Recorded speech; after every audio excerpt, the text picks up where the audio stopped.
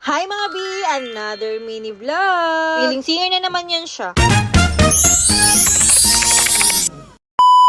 So, sobrang dami nga natin kaganapan sa buhay ay hindi ko na nga talaga magawang makapag-edit pa ng vlog. Kung alam nyo lang kung gaano ko talaga kagustong makapag-daily vlog nga and makapag-daily upload din, pero B, yung katawan ko talaga yung sumusuko. So, bali puro clip-clip na nga lang to ng mga video. Simula nga na ma-deploy kami kasi ayan, talagang inipon ko na lang talaga sila lahat. Ang OA man pakinggan, pero alam nyo ba na ito talaga yung pinaka-aantay ko na araw. Kuya natanggal. Bukas mag-ano kung kupot sa... Kuya tanggal. Charis. Kahit dati pa man, bago pa man ako tumigil ng almost 8 years, ayan, ito talaga yung pinaka nilulook forward ko ang makapagsuot nga ng ST uniform. So, alam yun, parang iba na, parang nasa ibang level ka na, and ang dami mo nang na-overcome na pagsubok talaga bilang 4th year, bilang college, ganyan. Hi! Hi vlog! Hi vlog! Hi vlog! Kasama ko, guys! kasama ko, kakulab.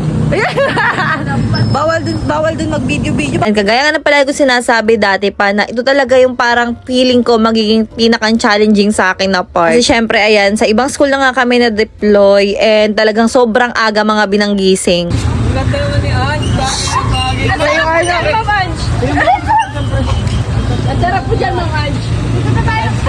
Saan kayo? Hala, sobrang nakakatuwa ma-compliment na parang hala, ibang tao ka dyan. Nag-ibang tao ka sa ST uniform mo na yan, te. Pangit ko na naman dito. Dito ko, hindi masyado kita. Dito. Kaso nga lang. Kahit sila may ano.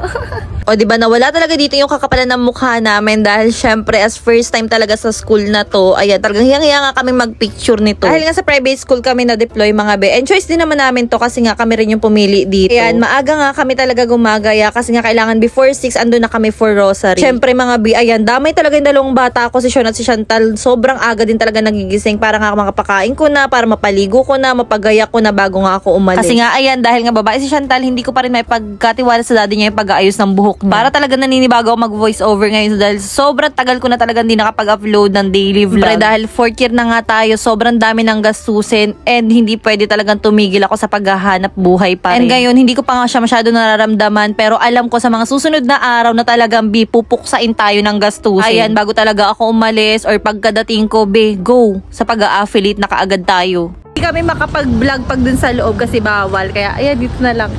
Eh, tingnan nyo naman, sobrang dami yan dala.